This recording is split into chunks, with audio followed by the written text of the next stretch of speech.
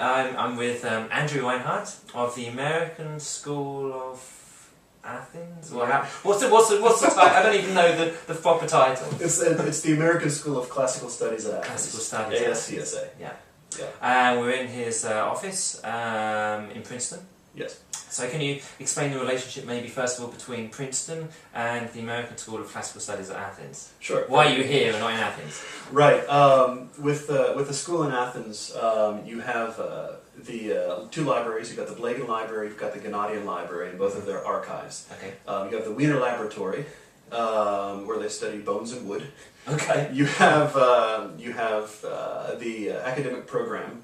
You've got Loring Hall, where the students and members stay, and you've got the Athens administrative offices, where the director lives with his wife. Okay.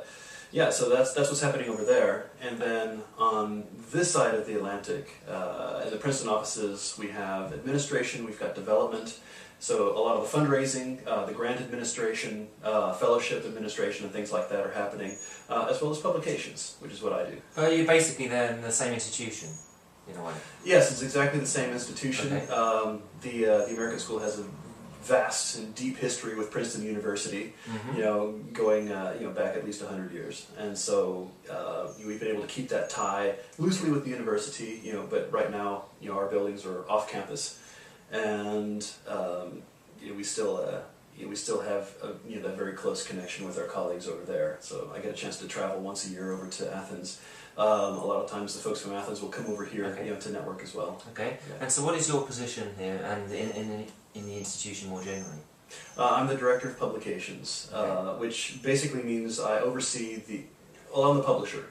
I oversee the publication of all of our monographs and of our journal Hesperia, and also of our digital editions of those books and of the journal. Okay. And also, the kinds of born digital publications that we haven't thought of yet. Okay.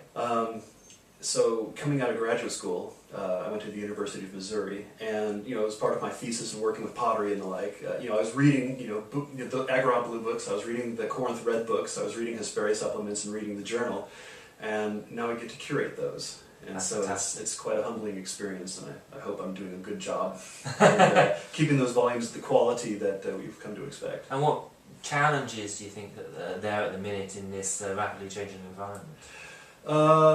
The challenge really is, I guess, print v digital. I think that's really at the crux of what's happening with academic journals, specifically archaeological journals, but other academic journals as well. And also dealing with what the print monograph does, what it can do, and how it can be enhanced digitally.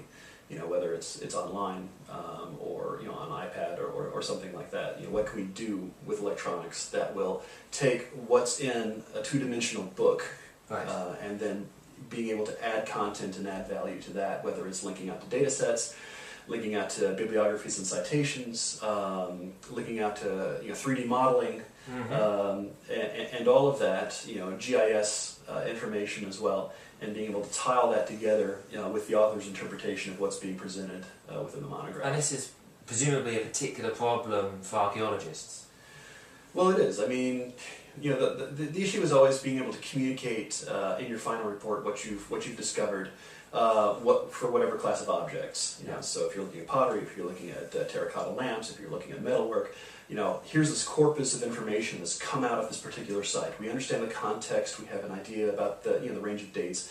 We roughly know what this stuff is, and you're presenting an interpretation. But the limit is that even though you have a catalog of information that's being published and printed, there's no direct link out to the primary source material. You can't go to the database. You can't go. You have images in the book, but there might be one image per artifact, for example, whereas they might have shot 10 or 12 different prints, right, different shots for. And you only get the one in the publication. Yeah, we have to choose. That space is precious, and so we try to pick the most diagnostic angle or pick a good profile or something. And so working digitally with this kind of publication allows us to have that additional breadth we're not taking up a lot of real estate within a book, and being able to link, to additional photos, to 3D reconstructions and things like that, which is something that we have to do. Right, so what steps are you taking as a digital publisher then? Well, the first thing that we need to do is make sure that we're producing digital editions alongside the print editions. Okay. We found that the readership of the American School, really wants to have both. They would like to have a print, they would like to have the digital, and use them interchangeably. They would like the print edition, for their offices because they can open up a page. They know that this is a 9x12 trim size. They know that the image that's published in there has a certain scale, and so they can see what things actually are within the book. Yet at the same time, for the digital editions, they want those because you can query on those very quickly, and you can have all of the American School volumes, for example, on an iPad or on a USB drive or on your computer or your laptop, so that you can travel. You can take all of that material with you, and you'll be able to use them in the trench. As you find stuff, you say, well, what is this? And then you can go and look it up, and you can see it right away. Yeah. So that's been the first step for us, is to make those digital editions available. The next step is being able to bring in links to outside material. Right. So for example, linking out to Plagios, for linking out to Pleiades, for linking out to WorldCat, for linking out to Zotero or the Open Library or all of these different things. And then also for our cataloged objects, to be able to click on an I number for an Agora inscription or an S number or something like that and say, okay, I want to see more info about this. And being able to link over to our open access website, ascsa.net. And by clicking that, you get to the object record, with all of the data that's been put in and has been transcribed in an online format. See all of the images available, see all of the measurements, see if there's, attendant inscriptions, drill down to the notebook page where it was first discovered, link out to find spots, link out to similar objects and the like. It really gives you a lot more flexibility and makes the data that's in the monograph a lot more useful. And so that's next for us. And you've just been, picking up on this subject, you just attended this conference or kind of workshop at the Institute for the Study of the Ancient World. Can you maybe tell us a little bit about kind of your angle on this, what you were kind of bringing to the table, as it were, and what you got out of this workshop? Right. The Linked Ancient World Data Institute, or Lordy. Don't we love that? Hashtag LAWDI. Going to that conference was really a revelation, because you had around 40 of really the greatest minds, of our generation, basically talking at each other and sharing information about, how I can take my archaeological data and link it to yours, and how you can take your archaeological data and link it to mine. Because we're all working on different things. I might be working on standard publication of site material, but you're working on the geography of ancient places, and we've got other people who are working on coins, and being able to have our coin data or our inscriptions data, or our excavation data link out to people who are maintaining coin databases, who are maintaining online resources of geographic place names and the like. It's utterly important. We're all stuck in these kinds of silos, and we think we're doing a good job in keeping all of that information together, for our own organizations. But at the same time, we need to be better world citizens with our data. We need to be able to make this data open, make it accessible, and then help people link to it in a very stable way. So that over time people can continue to come back to this and make their own links and make their own connections. So, going to this particular conference in New York, sponsored by ISAW, was a real revelation for me, just because I saw what everybody else is doing, and it was extremely inspiring, because we're heading in that direction, but I hadn't made a lot of the connections that I needed to make for our content. Yeah. And our content is there, it's out there, but we can do a better job of pushing it, make sure it's discoverable, to other organizations and scholars, and make sure that they can link to us and that we are linking to them to produce this basic web of archaeological knowledge. So I want to ask two more questions. Sure. One of them is kind of the problem question. Okay, so from a publisher's perspective, one thing you get from print publications is money. You get subscriptions. Yeah. Well, what's the kind of payback for you for just putting stuff free online? Right. The data is certainly free online, and we have a couple of open access initiatives for our publications now, where we can make some things available while we can still make some money that goes back directly into publications. The American School is a not-for-profit institution, so We're always trying to break even. Publications, is trying to break even, through subscriptions to the journal and through the sales of monographs. But what we can do is, while we're certainly putting our content out there for subscription by institutions, libraries and things like that, we also wanted to make articles of Hesperia available as open access for individual scholars who need to download these things, put them onto, a mobile device or a laptop or something, and then take them with them where they can read them in an offline Independent state. from their institution. Independently of their institution, so they don't need to log on to an online platform that you need credentials to get into. Right. And so one of the things that we're putting up in 2012 is, are all of the articles from Hesperia from 1932 all the way through 2009. And so there's a 3-year moving wall. Hesperia is currently hosted on JSTOR, and as the moving wall moves, we'll be able to open up more years of Hesperia, and we'll have those tagged and easily identifiable by scholars so they can do that.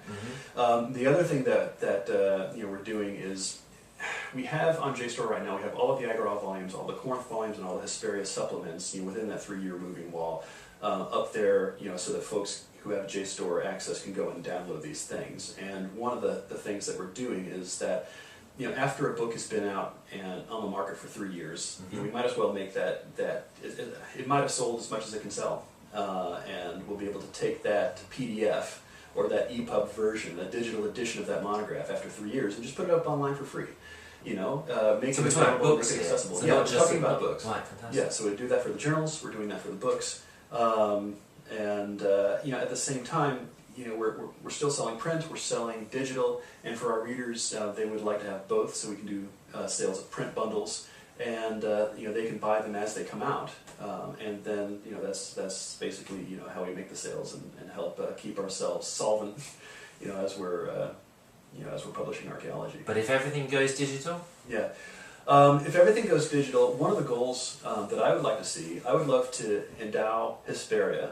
I would love to endow the Corinth series, the Agora series, Hesperia supplements, and other series that the American School publishes.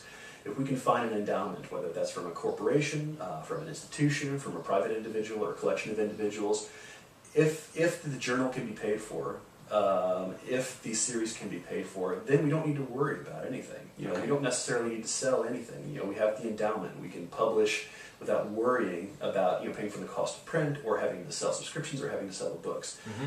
We can put this all out there, and it costs money. Even if we're doing all digital, it still costs us money to edit. Sure. It still costs us money to typeset, to proofread, and all of that. And those are expenses that'll never go away. And the school has a reputation of being very solid with its editing, and with its typesetting, and with its proofreading. We put out books of quality, and that is not inexpensive, even if it's just digital only. So we need to find a way to pay for that. And if we can, then we can certainly make all of that content open access as soon as it gets published. And I would love to see that happen sooner rather than later. Fantastic. So the final question, if you're looking into your crystal ball in 5-10 years' time, where do you think you will be, or where would you like us to be? What would you like to do if you were a scholar? Give us a scenario. Yeah, really, I think that the way things are trending is towards a nonlinear approach to understanding archaeological data. That is to say, I would like to have all of the content, from the school's publications and from everywhere, collected on a particular site, like ASCSA.net, where the excavation material is now. Have all of that interlinked and interrelated. Have it all completely linked to other widely used resources online. Yet at the same time, if I'm reading something, if I'm at the Athenian Agora and I'm walking around and I'm using the Wi-Fi net that's over the Agora, which is happening now, but should be there in 5 to 10 years. As you know, climate dependent, right? I can be standing at a monument and I can say, okay, what's around me? What has been found here? What has been found nearby? And I can use the GPS functionality of the iPad or whatever it is that I'm using in order to see that information and to connect to the publicly accessible database on the site, for example, be able to draw that information in and draw my own conclusions for whatever it is that I'm interested in. That kind of instantaneous recall of data and information from wherever I am is going to be increasingly more important, and I think more common in the next 5 to 10 years when we're dealing with archaeological publication and the sharing of resources. I think it's important for archaeologists to know that the data that is coming out of the site that you manage is not your data. It is the data of the site, Right. and that data belongs to anyone who's interested in that particular site. And so, getting away from the proprietariness. Yeah, it's of- mine. I want to that. keep it. You know, you're a curator of that data, just like I'm a curator, you know, for the Corinth volumes and for the Agora volumes. They're not my books; they belong, you know, to the school and to the world. And so, you know, being that kind of good world citizen with your archaeological data, I think is of paramount importance, and will contribute to, you know, the health of archaeological research in the future. Andrew, it's been an absolute pleasure. Thank Well, you thank very you, much for that. And it's also Andrew's 40th birthday. Yes, I'm 40. But so I won't embarrass us all by attempting to sing happy birthday now, but anyway. Thank you. Many thanks for everything. Sure, appreciate it. Thanks a lot.